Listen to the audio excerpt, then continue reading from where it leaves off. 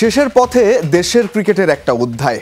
আবেগ আর ভালোবাসায় জড়ানো সাকিব, মাশরাফি, তামিম, রিয়াদ, মুশিরা স্বপ্নের বীজ বুনেছিলেন কোটি ক্রিকেট প্রেমীর মনে, যাদের হাত ধরে আমরা পৌঁছেছি বিশ্বকাপের কোয়ার্টার ফাইনালে, চ্যাম্পিয়ন্স ট্রফির সেমিফাইনালে কিংবা এশিয়া কাপের ফাইনালে। তবে 22 গজের সেই 5 নায়কের বিদায়ের গল্পটা এমন হওয়ার কথা ছিল কি?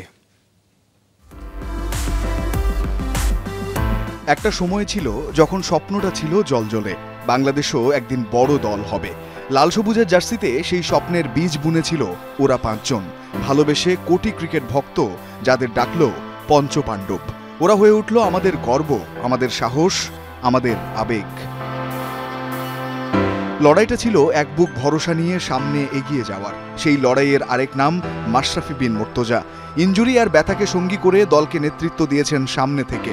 নতুন সাহসী যুগের সূচনা করেছেন বাংলাদেশের ক্রিকেটে।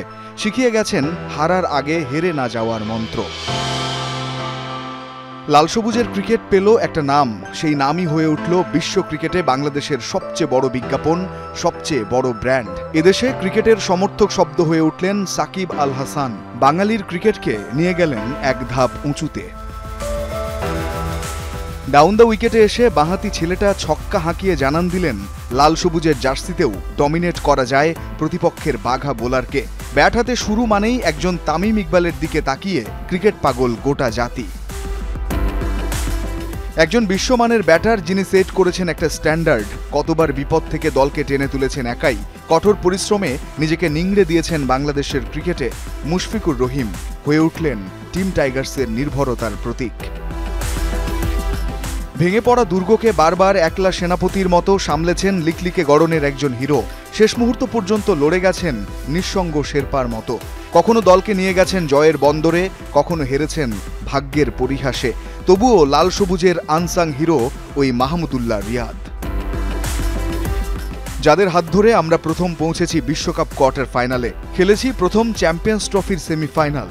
লাল সবুজের পতাকা উড়েছে এশিয়া কাপের ফাইনালে। ওরা এখন অতীতের গল্পে বিলুপ্ত প্রায়।